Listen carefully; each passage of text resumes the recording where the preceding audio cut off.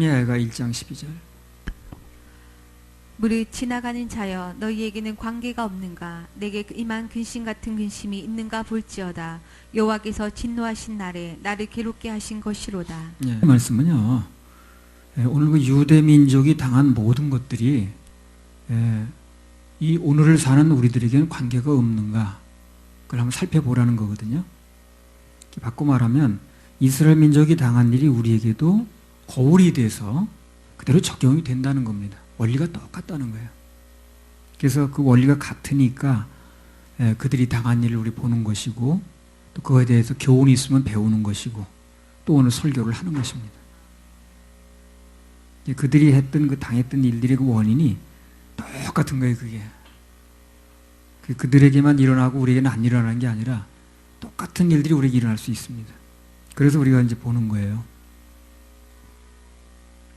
자, 1장 13절 15절. 위에서부터 나의 골수에 불을 보내어 이기게 하시고 내 발 앞에 그물을 베푸사 나로 물러가게 하셨으며 종일토록 고적하여 곤비케 하셨도다. 내 죄악의 멍에를 그 손으로 묶고 얽어 내 목에 올리사 내 힘을 피곤케 하셨으며 내가 당할 수 없는 자의 손에 주께서 나를 붙이셨도다. 주께서 내 지경한 모든 용사를 없는 것 같이 여기시고 성회를 모아 내 소년들을 부수시며 처녀 유다를 술틀에 밟으셨도다. 예, 그 마음이 하나님께서 떠나고 하나님으로부터 떠나고 예배 실패하면 매사에 되는 일이 없어요. 그게 왜 그러냐면요, 하나님께서 창조하신 온 세상이 다 예배 체제로 되어 있습니다. 모든 우주 만물이 다 하나님께서 창조하실 때 당신에게 예배 드릴 수 있는 체제로 만드셨어요. 우리가 잘 눈여겨 안 봐서 그렇지, 이제 뭐 지금부터 얘기를 할 겁니다만, 다 모든 우주 만물이 알고 보면 다 하나님께 예배 드리는 체제로 되어 있어요. 그래서 그 예배를 드리지 않고 실패하게 되면 온 우주 만물이 그런 체제로 되어 있는데 나는 따로 노는 거예요. 그래서 거기서 문제가 많이 생깁니다.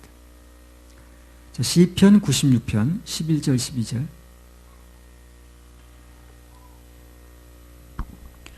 하늘은 기뻐하고 땅은 즐거워하며 바다와 거기 충만한 것은 외치며 밭과 그 가운데 모든 것은 즐거워할지로다. 그리할 때에 살림의 나무들이 여호와 앞에서 즐거이 노래하리니. 예, 그러니까 살림의 나무들이 여호와 앞에서 즐거이 노래하니 그랬죠. 뭘 가지고 노래를 하는 거예요, 나무가? 흔들리는 소리, 바람 소리, 이파리 뭐 부딪히는 소리. 이게 다 우리가 볼 땐 무심코 들은 얘기지만 하나님께서 보실 때는 온 우주 만물이 그걸 통해서 하나님께 영광을 돌리는 거예요. 살림의 나무들이 여호와 앞에서 즐거이 노래하리니 그랬죠. 잘 모르셨죠? 잘 모릅니다, 사람들이. 그냥 바람 소리로 알지. 그러나 하나님께서 그런 걸 창조하실 때는 그 모든 것들이 하나님께 대한 예배 체제로 만들어 놨다는 거예요. 그들은 나름대로 그렇게 예배를 드리는 거예요. 이사야 55장 12절.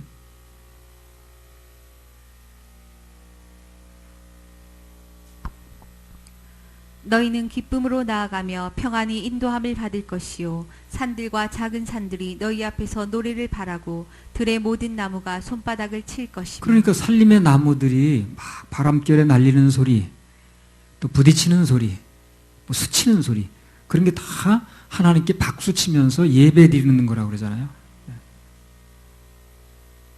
우리가 그런 게 눈이 열리게 되면, 이 자연의 대자연에 나가게 되면, 야, 저게 그러니까 그 찬송이 그거예요.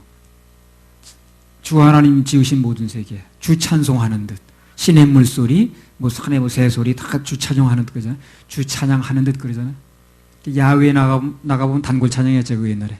야외 예배. 놀러 나가면 그거 단골 찬양 아니야, 그거. 그래서 그 모든 체제가 다 예배 체제라는 거. 하나님이 이렇게 만들어 놓으셨어요. 근데 유독 그 사람만 예배를 잘 안 드려. 이 세상의 모든 우주 만물은 다 예배 체제예요. 그 철되면 꽃 피는 거 있죠. 그 사람 보라고 피는 게 아니야, 그게요. 우리는 꽃 구경 다닌다고 좋다고 그러는데 하나님이 꽃을 창조하실 때는 사람 보라고 창조한 게 아니라니까요. 하나님께 그 다 보여드리는 거예요. 하나님께 보여드리고 막 하나님께 아름다운 자태를 보여드리고 그 나름대로 찬양하는 것이고 예배드리는 것이고 경배하는 것입니다. 하나님이 보시는 거예요. 철따라 막 그 아주 오색 찬란한 꽃들이 피어지고 그냥 막 눈발이 날리고 눈꽃이 피고 그런 아름다운 천지의 광경들이 다 하나님 보시는 겁니다. 그걸 이제 사람들이 돈 안 내고 공짜로 보는 거예요, 지금. 예수도 믿지 않는 사람들이. 시편 98편 8절.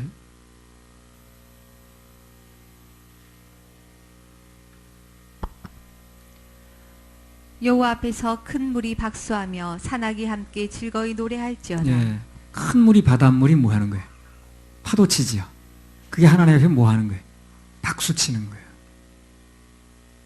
큰 물 파도가 철썩철썩하는 그 소리가 전부 하나님께 박수를 치는 것입니다. 파도는 끊임이 없어요? 끊임이 없어요? 끊임없습니다. 세세 무궁토록 하나님께 박수 올려드리는 거예요. 그래서 그 파도는 세세 무궁토록 사람이 그렇게 뭘 갖다 붙여지려는 것도 아닌데 전혀 끊임이 없습니다. 그래서 그 바닷가에 가게 되면 그 파도가 철썩 치는 게 그게 옛날 아주 무슨 단군조선 때부터 있었던 거거든. 지금도 계속 치잖아요. 앞으로도 계속 칩니다. 근데 그게 하나님 보실 때는 당신에게 박수를 쳐드리는 거예요. 큰 박수를. 이 사람들은 전혀 모르지. 가서 바닷가 구경한다고 그것만 알지. 그게 뭘 하는 것인지 모르는 거예요. 3차원의 세계에 있는 사람은 눈에 보이는 파도만 보이지. 그게 4차원으로 들어가면 하나님께 예배행위라는 걸 모르는 거예요. 4차원의 세계에 열리면요. 그 모든 것이 다 예배 체제로 열립니다. 그런 눈이 열리게 되면 예배에 성공할 수밖에 없어요. 시편 69편 34절. 천지가 그를 찬송할 것이요 바다와 그 중에 모든 동물도 그리할지로다. 천지가 그를 찬송하라고 그러잖아요. 천지가 그를 찬송할 것이요 바다와 그 중에 모든 동물도 그리할지어다. 뭐 하라는 거예요? 다 찬송하는 거예요. 그래서 온 천지는 찬송하고 있습니다. 동물도 나름대로 그 뭐 까치가 깍깍대는 것도요 다 나름대로 하나님께 찬양하는 거예요. 그래서 우리 뭐라 그럽니까? 버드싱이라고 그러지. 버드싱. 새가 노래한다. 근데 우리는 새가 우는다고 그래. 그건 안 맞는 거예요. 새가 우는 게 아니에요. 노래하는 겁니다. 서양 말이 그 영어가 정확한 거예요. 버드싱. 노래하는 겁니다. 그래서 그 눈이 열리게 되면 그 산에 나가든가 어디 가게 되면 전부 꽃이 만발한 거, 기화요초가 만발한 거, 새들이 우짖는 거, 이름 모를 그 꽃들이 펴 있는 거, 전부 다 하나님께 예배드리는 거예요. 그게. 주님이 보시는 거예요. 사람이 보는 건 여벌입니다. 그래서 온 우주가 예배 체제로 되어 있다는 거, 하나님께서 창조 때부터 만들어 놓으셨다는 거, 그걸 이제 우리가 알 수가 있는 거예요. 하나님께서 예배 받는 걸 좋아하시거든. 그래서 때 되면 다 옷도 갈아입고요. 다 단풍 아름답게 물들이지요. 철 되면 꽃 피지요. 또 거기에 뭐 또 열매 맺지요. 그런 거 다 하나님께서 정해 놓으신 거거든요. 근데 온 우주만 보면 거기 역행하지 않아요. 열매 맺으라면 열매 맺고 꽃 피라면 꽃 피고 지라 그러면 질 때 되면 지고 사람만 말을 안 들어. 말을 안 들을 수 있도록 그 독립인격을 부여해 놨기 때문에 그래서 하나님께서 사람이 드린 예배는 귀한 거예요. 꽃은 피라 그러면 피지 안 핀단 말을 못해요. 그냥 큰 가치는 없어요. 뭐 까치가 깍깍대고 울지 무슨 뭐 다른 목소리 내거나 그러지 않아요. 정해진 대로 해요. 기계처럼. 스위치만 넣으면 돌아가는 거예요. 그래서 그것은 큰 의미는 없습니다. 그러나 사람은 자기 의사대로 할 수도 있고 안 할 수도 있어요. 그렇게 정해 놓으셨어요. 그래서 그 의사가 정해진 의사를 할 수 있도록 맡겨놨는데 내 의사를 꺾고 예배를 드리는 거기 때문에 그래서 인간이 드린 예배는 가치가 있는 겁니다. 우리는 예배 받으시는 걸 기뻐하시거든요. 그래서 하나님께서 죄인들을 구원하시는 궁극적인 목표도 뭡니까? 죄인에게는 예배를 받을 수가 없는 거예요. 그래서 구원을 시키는 거예요. 그래서 구원받은 사람, 자유인이 된 사람이 예배할 수 있거든요. 그래서 죄인의 예배를 받을 수 없기 때문에 그래서 구원을 시킨다니까요. 그래서 구원받은 사람은 뭘 해야 되는 거예요? 예배 드려야 되는 거예요. 근데 그걸 잘 모르는 사람은 이제 구원받았으니까 지옥은 안 가니까 뭐 따놓은 당상이래나. 아유, 그거는 참 모르는 거지. 전혀 뭘 모르는 거예요. 예배 드리는 사람을 얻고자 해서 구원을 시키는 거라니까요. 구원받은 사람은 당연히 예배를 드려야 되는 거예요. 그게 궁극적인 목표니까. 구원받은 우리 성도들은, 하나님의 자녀들은 이 땅에서도 예배를 드려요. 천성에 올라가면 영원히 예배 드리는 거예요. 그걸 보면 우리가 예배 드리는 사람 구하려고, 얻으려고 구원했다는 게 맞는 거예요. 천국 가서 계속 예배 드립니다. 그건 구원 못 받은 사람은 천국 못 들어가죠. 못 들어가죠. 그 예배도 못 드리는 거예요. 그래서 시편 103편 20절 21절. 지옥에서는 예배를 받지 않습니다. 능력이 있어 여호와의 말씀을 이루며 그 말씀의 소리를 듣는 너희 천사여 여호와를 송축하라. 여호와를 봉사하여 그 뜻을 행하는 너희 모든 천군이여 여호와를 송축하라. 천군 천사 모든 체제가 다 찬송 체제라고 그러잖아요. 예배 체제고. 그러니 앞으로 천상 예배는 얼마나 아름답고 웅장하겠어요. 멋있겠습니까? 천상 예배가 얼마나 아름답겠냐. 웅장하고 뭐예요. 그 예배에 우리가 참석할 수 있다는 자체만 가지고도 감사한 거예요. 그리고 기대가 됩니다. 아무튼 그래서 이 세상이, 온 세상이 전부 예배 체제로 되어 있기 때문에 예배에 성공하면 그 인생도 다 순풍의 돛을 다는 거예요. 하나님께 돌아와서 예배에 성공하면 그 인생에게는 온 세상이 전부 그를 위해서 돌아갑니다. 그렇게 보여요. 또 그렇게 돌아가는 거죠. 반대로 예배에 실패하면 우주 만물에 전부 역행하는 거거든, 그게. 그래서 몸도 병들고 힘들고 고달프고 그렇게 되는 거예요. 항상 예배, 항상 예배, 항상 축복. 우리 그 찬양 하나 올리겠습니다. 주님이 주시는 파도 같은 사랑. 70번.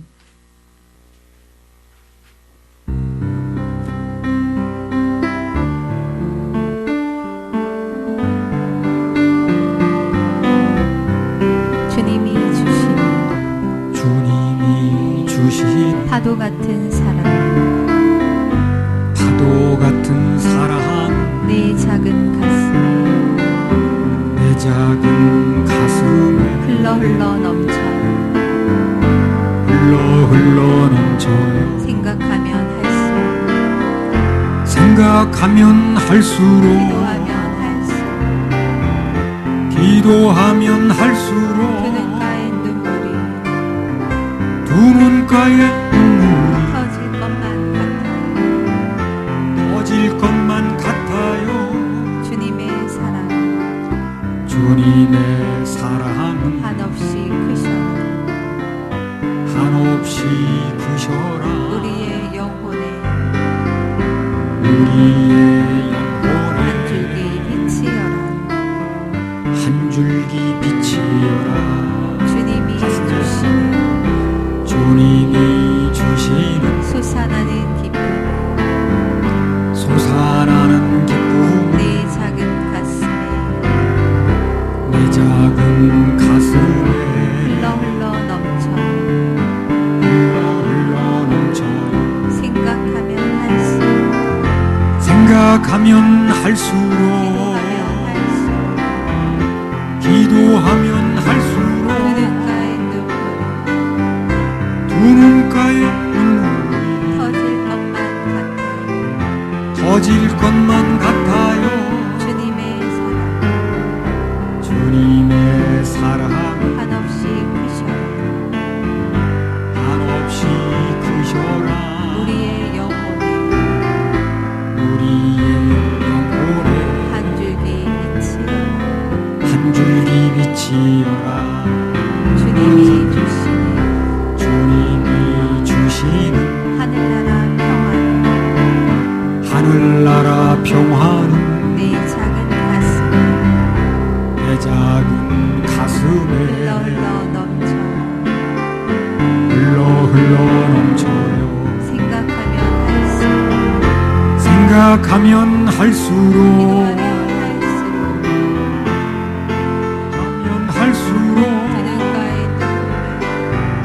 두 눈가에 눈물이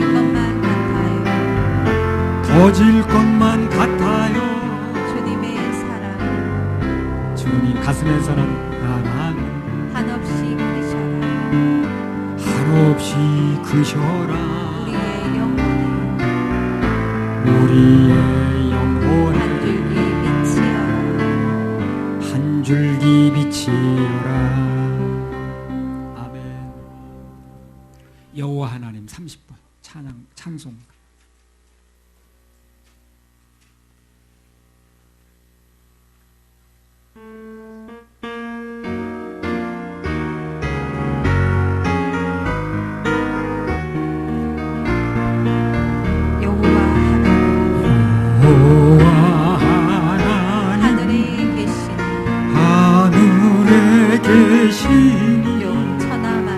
온 천하만 주 앞에 찬송하리.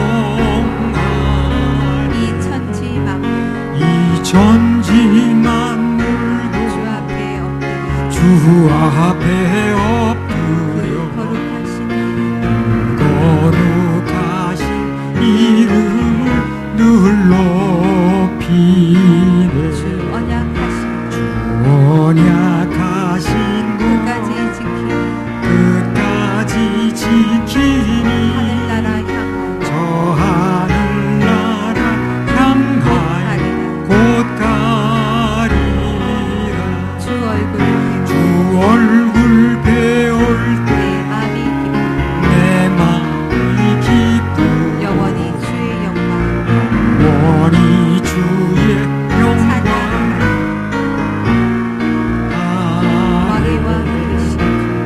왕의 왕 되신 하늘에 계신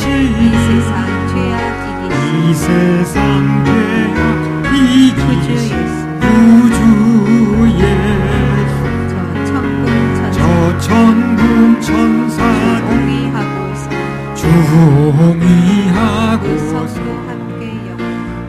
성도 함께 영원히 늘 섬기네. 주 삼위일체 승리한 다 기쁜 음성 높여서 감사드. 창조주 하나님 내 주도 되시니 주 앞에 나도 엎드려 경배하네.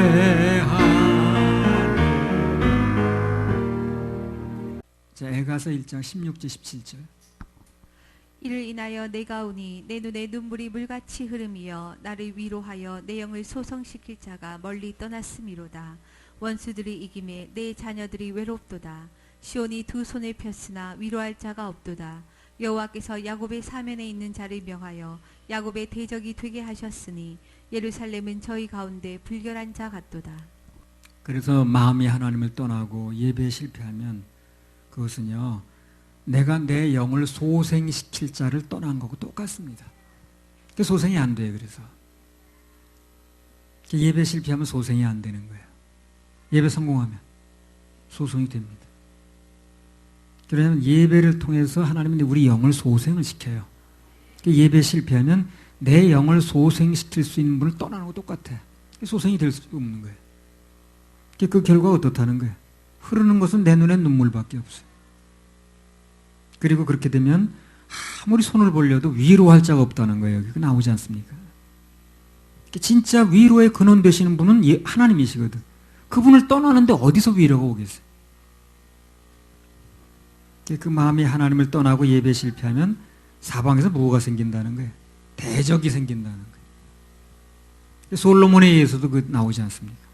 솔로몬의 마음이 하나님 떠나니까 사방에서 대적이 일어나잖아요. 쳐들어오고. 그런 게 다 우리는 교훈이 되는 거죠.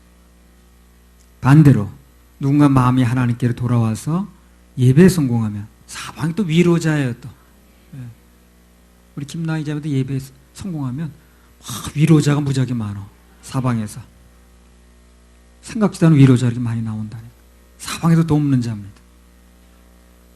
그러니까 아주 정반대의 그 개념에 있는 거예요. 실패하면 위로자가 없고 예배에 성공하면 위로자가 생긴다는 겁니다. 그 마음이 슬프고 내가 고난이 오고 고통이 와도 어떻게 하면 되겠어요? 예배 드리면 돼요. 그러면 하나님께서 먼저 내 영혼을 소생시키시고 그리고 위로자가 나타납니다. 신기하게 위로자가 나타나더라고. 예레미야 애가 1장 18절. 여호와는 의로우시도다. 내가 여호와의 명령을 거역하였도다. 너희 모든 백성들아 내 말을 듣고 내 근심을 볼지어다. 나의 처녀와 소년들이 사로잡혀 갔도다. 예. 우리는 종종 이렇게 생각을 해요. 신앙이 또는 교회가 우리의 자유를 속박한다고 생각하기 쉽거든요. 교회가 나를 속박을 해. 예. 신앙이 아주 그냥 나를 얽어매려고 그래. 당시 이스라엘 백성들이 그렇게 생각을 한 거예요. 그래서 떠난 거거든. 근데 그건 정반대로 생각하는 겁니다. 하나님 안에 있다는 거, 교회 안에 있다는 거 절대로 속박이 아니에요. 진정한 자유를 누리고 또 지키는 길이 그겁니다. 기차가 레일을 벗어나면 자유입니까? 탈선입니다. 그 연 줄에다 붙들어 매놨죠. 그 줄 때문에 연이 못 날아가잖아요. 그러면 줄 끊어지면 연이 자유를 얻는 거예요? 아니에요. 날아가 버리다 나무에 걸려버려요. 목자를 벗어난 양, 그 자유가 아니라고. 예. 그 목자가 있어야 지켜지고 일이나 늑대로부터 보호되는 건데 그 목자를 떠나게 되면 잡혀 죽는 거죠. 자유가 아니에요, 그게. 그 결과를 생각해 보면 아주 명백해집니다. 그래서 우리가 신앙 안에 있다는 거, 주님 안에 있다는 거, 또 예배 가운데 있다는 거, 이건 정말 자유를 누리는 것이고 가장 안전하게 지켜지는 겁니다. 그걸 아셔야 됩니다. 근데 그렇게 생각하지 않은 사람들이 있더라고요. 오늘 이스라엘 사람들이 그렇게 생각하는 거예요. 우리가 하나님 안에 있으니까 우리가 얽매이는 게 많아. 그러니까 그냥 우리는 자유를 찾아야 돼. 그래서 예배를 실패하고 떠나갔던 게 오늘날 엉뚱한 사람들한테 묶이는 거예요, 이 사람들이. 자, 1장 19절. 내가 내 사랑하는 자를 불렀으나 저희가 나를 속였으며 나의 제사장들과 장로들은 소성시킬 식물을 구하다가 성중에서 기절하였도다. 마음이 하나님을 떠나고 예배에 실패하면 자꾸 뭐에 속습니다. 속아요. 다윗 보세요. 잠시 마음이 하나님을 떠나서 음란죄를 저지르고 이렇게 하니까 다 속죠. 그 다음부터 아들이 속이고 부하에게 속고 그러잖아요. 압살롬이 막 속여가지고 반란이고 요압이란 부하가 막 속이고 그러잖아요. 그러면 마음이 하나님께로 돌아와서 예배에 성공하면 절대 속지 않습니다. 하나님께서 영분별을 주셔요. 그래서 속지 않게 해주십니다. 예배에 성공하고 예배 드리는 한 절대 비진리에 속지 않습니다. 영을 분별케 하시더라고요. 지금 속아서 지옥으로 가고 있는 사람들은 전부 예배 실패하고 마음이 주님으로 떠나서 그래요. 그리고 말씀 앞에 겸손하지 않아서 그렇고. 그래서 진실을 말해줘도 듣지 않고 속는 거예요, 그게. 자, 1장 20절. 여호와여 돌아보옵소서. 내가 환난 중에서 마음이 괴롭고 마음이 번뇌하오니 나의 패역이 심히 크미니이다. 밖으로는 칼의 살육이 있고 집에는 사망 같은 것이 있나이다. 밖으로는 칼의 살육이 있고 집에는 사망 같은 것이 있나이다. 마음이 하나님을 떠나고 예배 실패하면 여기 본문에 나온 그대로입니다. 밖으로는 칼만 있어. 나가면 집에는 사망이 있어. 그리고 환난과 고단이 떠나질 않는다는 거죠. 우리는 항상 이 반대를 하면 돼요. 그래서 마음이 하나님께로 돌아오고 예배 성공하면 안팎으로 무슨 일? 기쁜 일만 있는 거죠. 괴로운 일에 반대는 기쁜 일입니다. 그때 내가 이 말씀 받을 때가 2014년 한참 됐네요. 1월 19일 날 이제 주일 예배 끝나고 이 말씀 받았거든요. 그때 우리 교회에서 무슨 간증들이 있었냐면요. 기억하시나 모르겠는데 이제 광진 교회 있을 때입니다. 이원일 형제가 그때 이제 이가영자매 사이에서 이제 그 은우가 잉태됐을 때인데 그때 위로였죠, 태명이. 그 위치가 뭐 잘못됐다는 거예요. 그때 그랬죠. 위치가 뭐 잘못돼가지고, 예. 근데 정상이 지왔다는 것. 그런 간증을 때 했거든. 예. 그때 또 박성희 집사님 무슨 간증을 했냐면, 대구에 있는 집을 팔려고 내놨는데, 최고로 높은 값에 팔리게 됐다고. 그런 간증을 또 했습니다. 그리고 우리 교회도 그때 계약됐고요. 사택까지 계약됐고요. 아주 안팎으로 좋은 일들만 일어났어요, 그때. 그때 말씀 그대로가 맞는 겁니다. 예배 성공, 우리 모여서 예배 드린 것밖에 없는데, 예배 성공하니까 성도들 중에도 좋은 간증이 일어나고, 교회적으로도, 교회도 계약되고, 사택도 계약되고, 안팎으로 좋은 일이 있더라고. 그래서, 이건 말씀 그대로가 맞네. 예, 또 좋은 일이 일어납니다, 지금. 또 좋은 일, 또 좋은 일, 또 좋은 일. 우리 예배 드리면 또 좋은 일이 일어나요. 또 좋은 일이 일어납니다. 그때만 있었던 게 아니고. 또 좋은 일이 뭔지 또 기다려보면 압니다. 예레미야가 1장 21절 22절. 저희가 나의 탄식을 들었으나 나를 위로하는 자가 없고 나의 모든 원수가 나의 재앙을 들었으나 주께서 이렇게 행하심을 기뻐하나이다. 주께서 반포하신 날을 이르게 하시리니 저희가 나와 같이 되겠나이다. 저희 모든 악을 주 앞에 나타내시고 나의 모든 죄악을 인하여 내게 행하신 것 같이 저희에게 행하옵소서. 나의 탄식이 많고 나의 마음이 곤비하니이다. 그래서 누가 됐든 간에 그 인생에서 이런 슬픈 노래를 부르지 않으려면 마음을 오직 하나님께만 드리고, 꽤 많이 중요합니다. 드리고 또 예배에 성공하는 게 최고 상책입니다. 그러면 슬픈 노래 안 불러도 돼요. 그 인생에 이런 슬픈 노래 부를 일이 없다니까. 그 슬픈 노래 부르는 사람 다 여기 문제가 있어요. 주님만 바라보고 예배에 성공해서 그분을 기쁘게 해드리면, 그래서 그 영이 잘 되면 물질 문제, 건강 문제, 자녀 문제 하나님이 다 책임을 지시더라고요. 틀림없습니다. 너희는 먼저 그의 나라와 그의 의를 구하라. 그리하면 이 모든 것을 너에게 더하시리라. 따라해보세요. 이 모든 것을 너희에게 더하시리라. 받으면 됩니다. 할렐루야. 우리 하나님께 박수 올려드려요.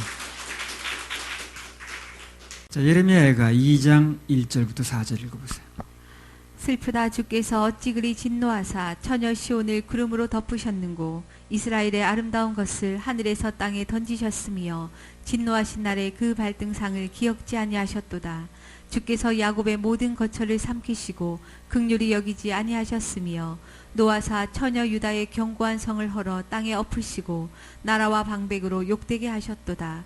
맹렬한 진노로 이스라엘 모든 뿔을 자르셨으며 원수 앞에서 오른손을 거두시고 맹렬한 불이 사방으로 사름같이 야곱을 사르셨도다. 원수같이 활을 당기고 대적처럼 오른손을 들고 서서 눈에 아름다운 모든 자를 살육하셨으며 처녀 시온의 장막에 노를 불처럼 쏟으셨도다. 자, 본장에도요, 이 앞장과 마찬가지로 유다와 예루살렘의 멸망에 대한 내용이 계속 나와요. 그 내용을 이제 회고하는 거거든요, 이게. 단 그 앞장에 비해서 이번 2장은요, 예루살렘의 멸망에 대해서 조금 더 구체적으로, 좀 신랄하게, 그렇게 이제 기록을 해 놓은 겁니다. 크게 두 부분으로 이게 나뉘어지는데, 전반부에는 하나님께서 이스라엘을 심판하시는 장면이 나오고, 그리고 후반부에는 그 심판당하는 백성들이 너무 불쌍하니까 예레미야가 이제 슬퍼하는 장면이 후반부에 나옵니다. 우리가 여기서 이제 꼭 알고 넘어갈 게 뭐냐면, 하나님께서는 인간처럼 그렇게 아무 때나 쉽게 화를 내지 않으세요. 사람들은 아무 때나 그냥 시도 때도 없이 화내잖아요. 근데 하나님은 아무 때나 이렇게 화를 내지 않습니다. 그러나 일단 진노하시면 그분이 아무도 막을 수가 없어요. 사람은 누가 진정도 시키잖아요. 근데 하나님이 화를 내시면, 진노하시면 아무도 막질 못합니다. 그 예수님 십자가에 못 박힐 때, 그 빌라도가 좀 바라바를 대신 놔줄까 그러죠. 그러니까 십자가에 못 박으라고 말이야. 그래서 나는 이 사람 피에 대해서 무죄하니까 너희가 당해. 그렇게 얘기를 하니까 그 백성들이, 이스라엘 백성들이 뭐라고 답변했어요? 그 피를 우리와 우리 자녀들에게 돌려라. 그렇게 얘기를 했잖아요. 그래서 그 뒤에 어떤 일이 벌어졌습니까? 그 히틀러한테 그냥 아주 그냥 그 된통당했죠. 아주 그냥 씨를 말릴 뻔했잖아요. 근데 그런 말씀을 왜 후손까지 끌어들이는지 나 그걸 이해 못하겠는 거예요. 아니 자기네들이 그렇게 얘기를 하면 끝나면 되는 거지. 그 저주받는 일에 왜 자기 후손까지 끌어들이는지 그거 참 이해가 안 돼. 그런데요, 더 중요한 건 뭐냐면 앞으로 예수님의 주되심을 끝까지 거절한 사람은요, 그것과는 비교할 수도 없는, 무슨 그 깨스시 비교 그 문제가 아니에요. 그 죽으면 끝났죠 거기서요. 그러나 영원히 죽지도 않고 고통당하는 지옥 환란이 기다리고 있다는 거예요. 그걸 사람들이 몰라요. 그래서 헛똑똑이야. 계시록 20장 10절. 또 저희를 미혹하는 마귀가 불과 유황못에 던지우니 거기는 그 짐승과 거짓 선지자도 있어 세세토록 밤낮 괴로움을 받으리라. 예. 사람은 아무리 화가 나도 세세 무궁토록 화를 안 푸는 사람은 없어요. 그렇죠?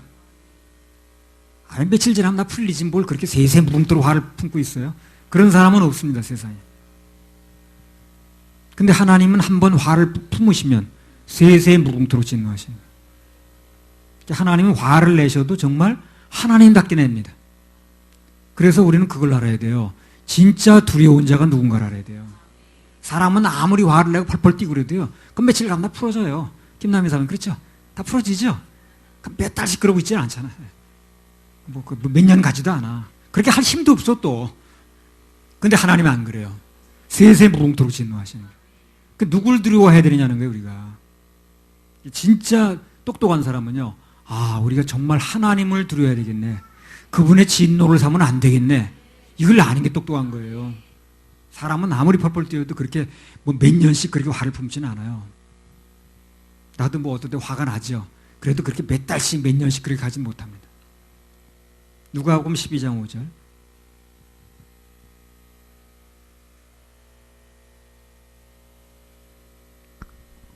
마땅히 두려워할 자를 내가 너희에게 보이리니 곧 죽인 후에 또한 지옥에 던져 넣는 권세 있는 그를 두려워하라.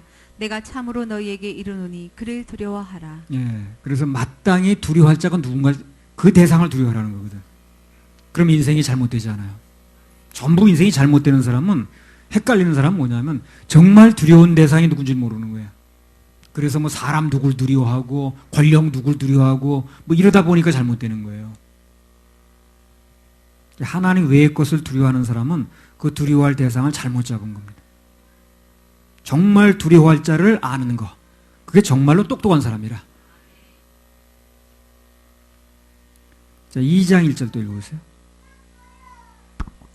슬프다. 주께서 어찌 그리 진노하사 처녀 시온을 구름으로 덮으셨는고 이스라엘의 아름다운 것을 하늘에서 땅에 던지셨으며 진노하신 날에 그 발등상을 기억지 아니하셨도다. 예. 이스라엘의 아름다운 것을 하늘에서 땅에 던지셨으며 진노하신 날에 그 발등상을 기억지 아니하셨도다. 그래서 하나님께서 하늘에 던져버리면요, 땅에서 아무리 올리려고 해도 안 됩니다. 올릴 수가 없어요. 하나님이 한번 던져버리면 땅에서 사람들이 아무리 그 사람 올리려고 해도 안 돼요. 그럼 반대로 하늘에서 한번 올리시면, 띄우시면 땅에서 아무리 잡아도 그 사람은 뜹니다.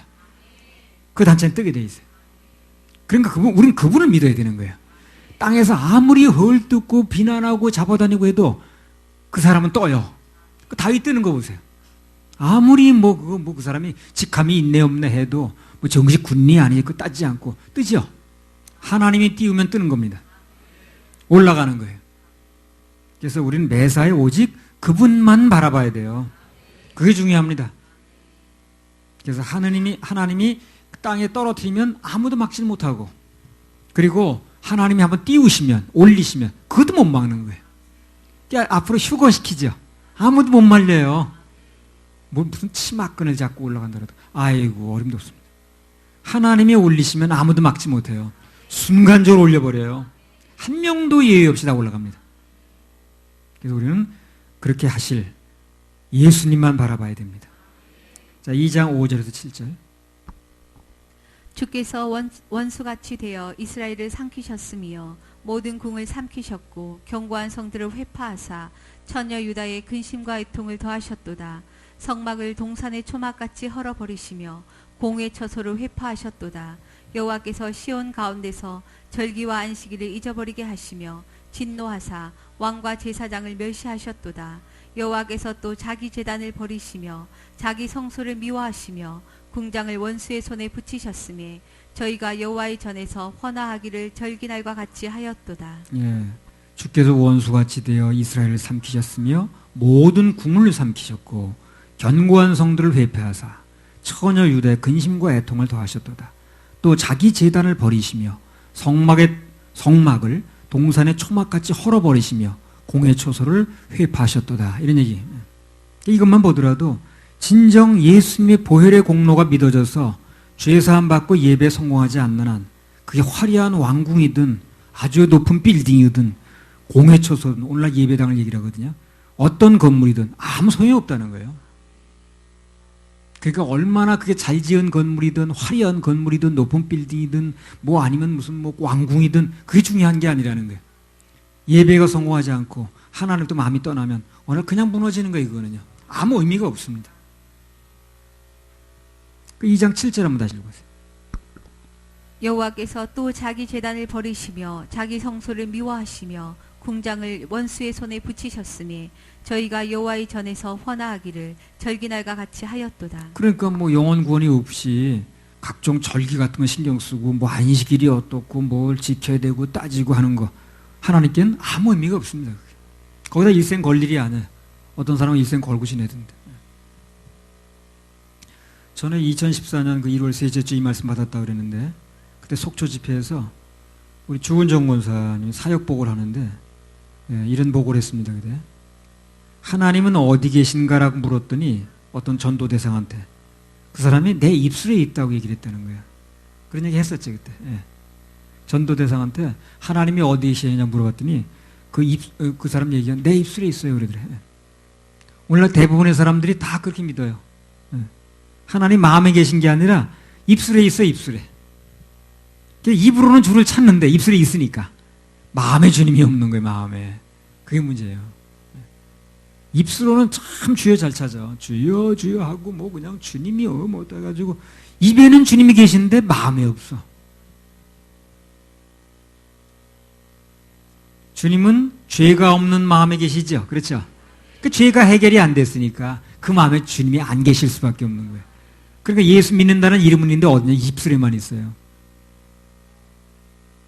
그래서 그런 상태가 되면 화려한 예배당 건물이 뭐 얼마나 주차장 건물이 뭐 어디 충주에 보니까 되게 주차장 넓던데 그런 건물이 있든 또 무슨 뭐 십자가를 얼마나 그냥 아주 그냥 어떤 교회는요 십자가 불빛이 계속 바뀌더라고. 나 무심코 봤어. 무심코 보니까 파란불로 바뀌었다가 빨간불로 바뀌었다가 노란불로 바뀌었다가 야 그것도 신식이 돼. 십자가도 신식으로 해놨더라고. 그래봤자 형틀인데 아무리 그런 거 해놔도 네온사인 해놔도 안식일이 어떻고 절기를 아무리 지켜도 별 의미가 없다는 거예요. 별 의미가. 구원받아야 돼. 그게 없으면 그게 다 의미가 없는 거예요. 아 그거 잘 해놨더라고 아주 그냥. 네온사인처럼 해놨더라고 십자가. 2장 8절 9절. 여호와께서 처녀 시온의 성을 헐기로 결심하시고 줄을 띠고 회파함에서 손을 거두지 아니하사 성과 과구로 통곡하게 하셨음에 저희가 함께 쇠하였도다. 성문이 땅에 묻히며 빗장이 꺾여 회파되고 왕과 방백들이 율법 없는 열방 가운데 있으며 그 선지자들은 여호와의 묵시를 받지 못하는도다. 그래서 이 9절에 보니까 막상 예루살렘이 무너지니까 그래서 열방이 쳐들어오니까요 그들이 그렇게 주장하던 율법 그 율법이 소용없게 되더라는 얘기라는 거예요. 바벨론 사람들이 율법을 신경 쓸까요? 아예 신경 쓸 리가 없죠. 그 사람들이. 무슨 신경을 쓰겠어요. 관심도 없는데. 그 사람들이 하나님 율법에 무슨 관심이 있겠냐고. 그게 우리가 여기서도 얻을 수 있는 교훈이 뭐냐면 결정적인 순간에는 그 율법이라는 것이 우리의 무너짐에서 건져낼 수 없다는 겁니다. 미리 경고를 할 뿐이라 율법은. 운명을 바꾸지 못해요. 그래서 결정적인 순간에 죄와 사망으로부터 그를 건지는 것은 오직 예수. 그분의 보혈입니다. 그걸 모르면 우리 사람들처럼 되는 거예요. 우리가 이제 여러 번 말씀을 드렸습니다만 요한복음 8장에 보면 율법이 어떻게 합니까? 가늠한 여인을 심판받는 자리까지 데려까지는 오지요. 근데 그 여자를 살려요? 못 살려요? 살리진 못해요. 율법을 끝까지 지켜본들, 그거 붙들고 늘어진들 살지 못합니다. 살지 못하는 건 사람들이 붙들고 있더라고, 그렇게. 그걸 그렇게 철석같이 믿고 있더라고. 결국은 그것 때문에 사는 게 아닌데. 율법은 심판 자리에 끌고 오는 거예요. 그런데 그 심판 자리에서 그걸 살리질 못하는 거예요, 율법은. 그 가늠한 여인은 누가 살렸는가요? 오직 예수. 예수님이 살리는 거예요. 그래서 예수를 믿어야 돼요. 그 율법을 붙들고 있지 말고 뭘 해서 되느니 뭘 안 지키느니 그런 붙들지 말고 주님을 붙들어야 돼요. 예수님의 십자가 보혈을 붙들어야 되는 겁니다. 지난 집회 때 그 말씀드렸잖아요. 나에게는 선이 없다는 거, 나는 율법을 도저히 지킬 수 없다는 것이 분명하게 깨달아져야, 그래야 오직 예수님만 믿는 믿음이 생긴다고 그랬잖아요. 그러니까 자기가 뭘 할 수 있다는 마음이 이만큼 남아있으니까 예수님만 믿는 믿음이 생기지 않는 거예요. 그래서 완전히 나는 할 수 없다, 나는 율법을 지킬 수 없고 나로선 도저히 난 선이 없다라는 게 분명히 처절하게 믿어지면 그때는 예수님만 붙잡는 그런 믿음이 생기는 거예요. 그게 구원받는 믿음이라. 그래서 구원은 인간의 행위가 아니고 십자가에서 우리 지옥 갈 모든 죄를 해결해 놓으신 하나님의 행위를 믿어야 된다고 말씀드렸습니다. 할렐루야. 우리 지옥 갈 모든 죄에서 해결하신 예수님께 박수 올려드려요.